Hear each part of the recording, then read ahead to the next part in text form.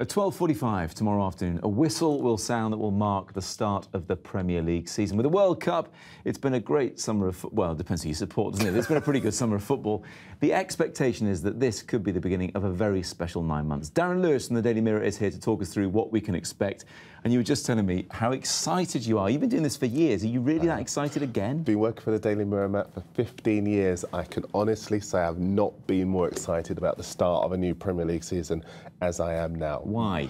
Well, because it's just so wide open. It's not just United, it's not just Chelsea. There are 4 teams that could win it, 6 teams in with a chance, 7 teams in with a chance of the top 4. And so many people, if you were to ask them who are going to win the title, none of them could say with any certainty which team it would be. Let's cut to the chase. Who do you think is going to win the title? I knew you'd say that. Well, I think Chelsea have got the best chance. They've got the best squad. They got a fantastic manager who's not used to coming third as they did last season. But Louis van Gaal will come and try to test this guy who, let's face it, Van Gaal is his mentor. And Van Gaal at Manchester United is going to really inject the kind of thing that we saw at the World Cup. You were talking about the World Cup before, and he really did take an average Holland team and galvanise them spectacularly. So I think he could well have a big chance with Manchester United as well. Is he that special? Because a lot of teams have made progress in the meantime, Liverpool and Arsenal in particular. Yes, indeed. And you say, is he that special? Well, he's only really bought one player.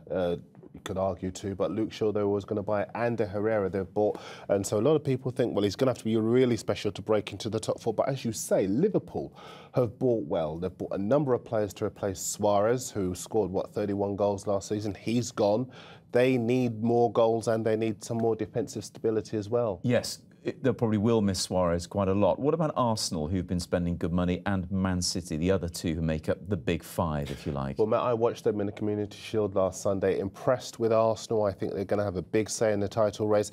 I think City, who have signed so many good players onto longer-term contracts during the closed season, they're going to be contenders as well. But I think they're going to start slowly on Sunday. They're at Newcastle. Pellegrini, after the match last Sunday, said, lots of my World Cup players are not ready to start this season. I think those dropped points, if they don't start very well, could be costly in the long run. Very quick word at the other end of the table. Who is likely to get relegated? I mean, are we going to see the teams come up, go straight back down again? No, we won't. I think QPR will stay up, but I think Crystal Palace, having lost Tony Pulis in the last 24 hours, yes, on the eve of the Premier League season, that's a measure of the drama that the whole competition generates. Already gone without a ball being kicked. I think they're now in the bottom 3. I do think Leicester will go down, and I think Burnley will struggle as well in the top flight. Darren, thank you very much indeed. We'll see you throughout the season, I hope.